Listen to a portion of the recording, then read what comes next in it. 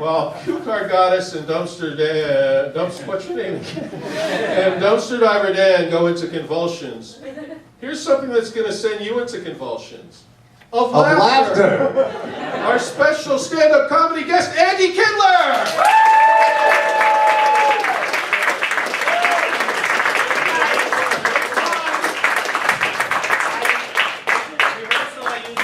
Shure SM57. I hope this is the same mic.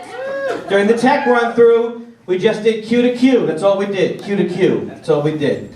Q to Q. I'm going to keep doing theater references until it works. What are you people just got back from the proscenium? Is that right? Is that close? You know, with all this talk about Israel, I don't know how to set up jokes. Never have. If anybody does, please send information to my website. With all this talk about Israel, I just want to say, I wish my body would return to its pre-1967 borders. Am I right, people? My body. I wish my body would return to its pre-1960, because I was thinner then would be the joke there. There wasn't a joke. My body. What do you think? Diver Dan, I think sell it harder. Yeah. You know what else I wish would return to its 1967 borders? My corporeal body. Is that right word? Did I get the right word there? I think that was the punch-up it needed. Do you think I should do this joke? What do you think? Should I do that one? Try it. Try it. All right. Try it. Hey, you're so cranky.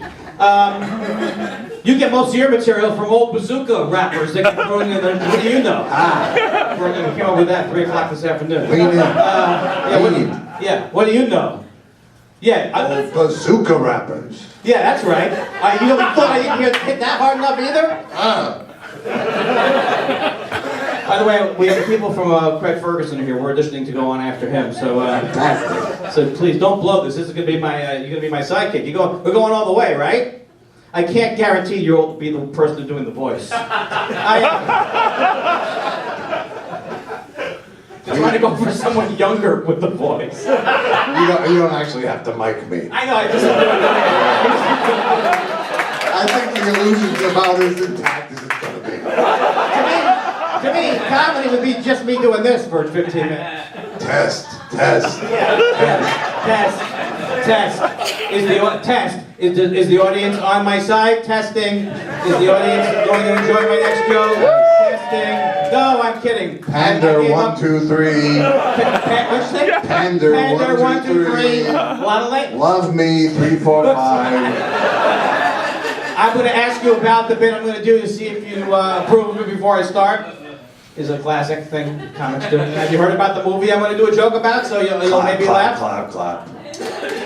Who knew LinkedIn would have such a big IPO? LinkedIn. Is anyone reading? Have you people been doing anything? Have you people been using your eyeballs? LinkedIn just got sold for $40 trillion. You know when people would send you that thing that made you want to go to their house and slash their tires? You've been invited to LinkedIn. And you wanted to kill yourself? That just sold. I'm always behind the curve. When my friends, we were all sitting around, my comic friends, and we're saying, what do we do with all this money we made from stand-up comedy? And all my friends said, sink it into Google. And I, like an idiot, I put it on to Ask Jeeves. Good, right? Big mistake. Yes. Very funny. So you're just verifying what I said? Yes. Well, you know, I don't want to be a cock block. If they're funny, they should fly on their own. I don't know if we can say cock block at 2 a.m. But we'll clean it up. You know what? I can see the person operating this, but I refuse to look at them. That's how committed I am to the theater. Acknowledge the man beneath me. Exactly. That's what I like that one. Well, I have to say I like it if it's good. Can't I just let it go? So I break all the rules normally. Like the rules that I don't know. That wasn't a good lead into a joke either. But I'm going to premise camp this summer, and hopefully things will improve for me. But improv comedy drives me nuts because the improv people, they always say you have to agree. Like you're supposed to say yes and to whatever your improv partner is. Like, oh, Mars, the atmosphere of Mars is really bad and my arthritis is acting up. And they just go, yes, and also it's cloudy. Something like that. I'm not saying that's what you should go with. But when I do improv, I like to say, no, I don't see it. We're not on a different planet. I don't understand the bit you're doing. But they say, They say improv, you agree because that's funnier. Yeah, agreement is hilarious. There's nothing funny about conflict. Can you imagine how much funnier the Smothers Brothers would have been if they had simply agreed with each other? Mom always liked you best. Yes, I feel very bad about that. I wish I could go back and change all that. I wish there was something I could do to make you feel better. Right? Right. No, argue. Right. Oh. Someone had a bad time at the Groundlings. They told me they were going to pass me on to level 2, right? They said I was... Phil Hartman. Here, write the check. Why would you bring it down with a Phil Hartman reference now? Telling these nice people. Well, I feel like I'm a... Because it's your set. It's really good. He's Randy, I'm Jason. All right, now... Wow. How is that a slam? The Sklar lovers are out in force tonight. Yes. Oh, that's going to hit the internet later. Oh, I'm not getting away with that. There's that identical wrath we're going to get. If you are Randy, I got to tell you something very upsetting. Which one are you? I don't think they really know this. I think we went deeper than the Sklar premise really had. Now I'm not only looking at the person operating, I'm looking down their pants. You know, when I first heard the expression, he puts his pants on one leg at a time like everybody else, I said to myself, I could have avoided all the groin injuries all these years. The humor being there, that before that I would jump off a table into my pants. I put on my pants, I have to avoid the arm. Is that because you have only one arm? Oh, avoid the arm. How many jokes would you say you have based on being a puppet? Do you have as much as Jeff Dunham has? As many as I need. I'll just take out enough to beat you. Yeah. I'll put you back in the dumpster. Well, don't put me back in the dumpster. No, you're going back in the dumpster. I'm not going back in the dumpster. Thank you, the puppet sketch. How come it's not more old school puppet sketches? A man like Mr. Jeff Dunham puts a jalapeno pepper on a stick, and people complain. Mostly me. All right, look. I like to think I'm better than Jeff Dunham's puppets because my racism is overt. Exactly. He's not hiding it behind a quaint, it's a tribute to Mexican culture. Oh, Mr. How's he talk? The peanut? Who are you, though? What would your racism be, exactly? What would you be racist against? Anything not Jew. What's your take on the blacks? They're not so Jewish. All right. That's right. This is alternative comedy. I have a couple of gripes with alternative comedy, and I consider myself an alternative comedian. First of all, the people have said, let's... I found you a delightful alternative to comedy. Hey, wait a second. Oh, no, he certainly did not. He certainly did not. What does it say? What does it say? The dumpster guy gets a shot at.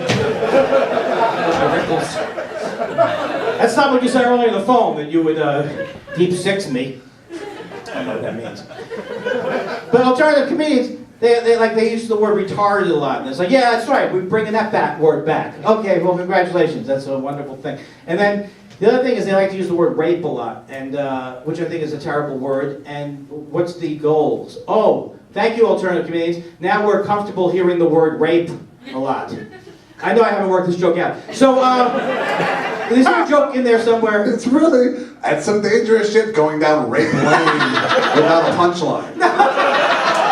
I would just like to introduce the word rape into the room without having an actual point or a punchline. Don't you tell me. You told me this would be one of my hot bits tonight. Do the rape. Rape it up. If I said to you, look at me. I'm talking to you. Yes. If I said to you, you're looking at her, look at me. Don't tell these nice people. I'm cheating out. Okay, look, that's right. Don't upstage me. You don't upstage me. Look, what I'm saying is they use the word rape, but the word should shock you. But they've used it so much that now people are comfortable with the concept of rape. I guess is where I'm going with the joke. I'm not saying it's a joke. Okay. It's an observation. I'm not a comic. I'm a humorist. So rape is just pedestrian. Don't keep bringing it back. It's over. I blew it. You know what bothers me? You know what bothers me is that Judge Judy is who bothers me.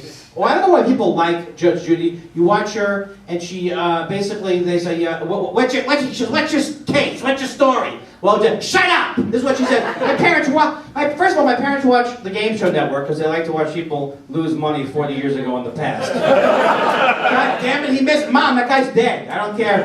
Probably he sold the Dinette set. But then they watch Judge Judy. Hold on, I can't stand her. Judge Judy, about a month ago, she went into the hospital for some kind of intestinal trouble. It turns out she hates her own guts. What are they looking for? What kind of power are they looking for? What do they want from me? I felt like Judge Judy Wrath was going all the way. It was going. It was all. You know, Alexander Graham Bell was the first person to actually use the expression, hello. I invented the phone. Hello. Hello. Hello. Oh, no comment now, tough guy, huh? Great. As I'm killing with the crowd. I think if you go back to the 1880s, that's where it's... Oh, thank you, Trapper John. Do some historical tweets from the 1880s. Oh, that was I have a website. I want everybody to go to it because there's a lot of stuff going on there. I have over 12 unique visits a month on my website. I have a guy who goes there with a top hat. It's pretty unique. Like spiders. You know, I live in the West Side. This is a long haul. West Side. What do I need this aggravation for? I could go to the brew company and bomb. I don't have to come up here. That was a funny bit. Unique visits. So I went with unique. That'd be like a person with a top hat would be unique. Yeah. What did I want? I want people to stand and applaud for me like that. That's what I want. You took the word and you zagged. That's right. Yeah. Post comic zig. That's right. You know zag. Yeah. I zag and then I do a further zag. Yeah. Yeah. It's by the time I'm done, it's a parabellum. What is it? A parabola? A parable? A rhombus. Yes. It's a comedy rhombus. Yes. This is the best and worst set I've had here so far. I love that sketch with It's like Jimmy. Haman's hat. It has no corners. Hey, Jew alert. that's the best. By the way, that is the best holiday. It's Purim. Because it's really the greatest. Because some guy named Haman, he tried to steal the temple. Some of the temple. We killed him, chopped off his head, and each year we eat pies in the shape of his hat. All right, enjoy yourself. Have some more Hamantaschen, kids. Right? Right. Oh, they don't go. They don't. You know. It's all about symbolism. That's why when God freed the Jews from Egypt, we remember it with a cracker. That's right. Yeah. Every one of the holidays is the same. We didn't have time to bake the bread then when we were leaving Egypt, so we continue to eat it in its horrible unbaked shape. It's a very Jewish approach. Is God frees you from slavery and you remember the bread. Yeah, that's all. It was a nice exodus. It was a nice exodus, but No, the the bread we couldn't bake. very dry. Horrible. Very dry. Very dry. And the portions very small. And the portions were small. He had a hat.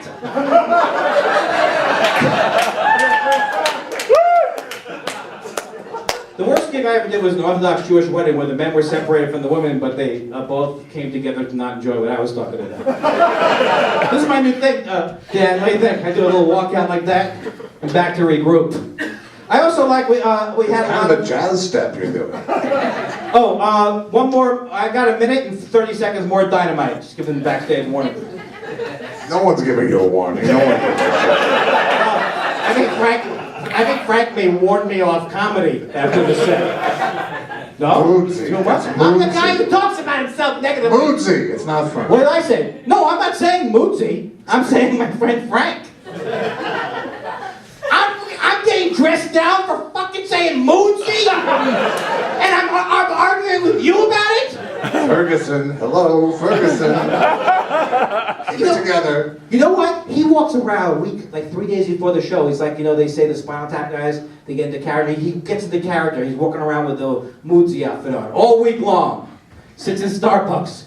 Is it Moodsy or am I getting that name No, wrong? it's Moodsy, it's correct. What is the show that I'm on? The show you're on, it's Yeah. Merv Griffin. Michael Shermer.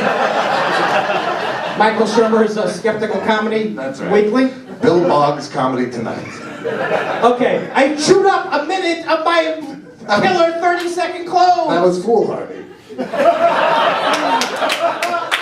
We used to get, when I was a kid, I don't know about I was going to say Josh. Can't be right. That's wrong. I'm wrong. I'm Ixnay. sorry. I'm sorry for breaking the fourth wall. I will put a sliding glass door in. But we had a lot of propaganda when I was a kid in Hebrew school. They would say, now you may have heard that we had something to do with the death of Christ, but that happened during Passover time, and we would have been in temple, right, kids? Does that not sound plausible, children? We were meeting in the Sanhedrin for crying out loud. How can we? You may have heard about us living in Israel, displaced a lot of people, but the people that we displaced, they like to move around. They're not too tied into their area. You know, when I was a kid, you could give money and they plant a tree in Israel in your name. Now, for the same money, they'll remove a settler from the West Bank in your name. I didn't mean to, Dan, I didn't mean to close with the Jew material, but do you have any favorite closers that you'd like me to do? Do your We Are the World lip sync. You know, Larry the Cable Guy just signed a deal with Cracker Barrel. Yeah? Not the store. Huh? Okay, I'm going to close it. Do you have anything else to say? Where are you going to be appearing this week? Doing any sidekick dumpster work? I'll be appearing behind the Save-On and behind Shakey's on Bunch of Lunch Day. Give it up for both of us, folks. Another mixed reaction.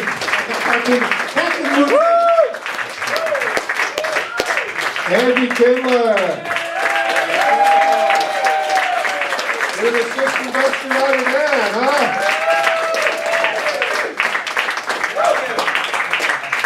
And hey, what could follow that but a really shitty cartoon? Enjoy it, kids.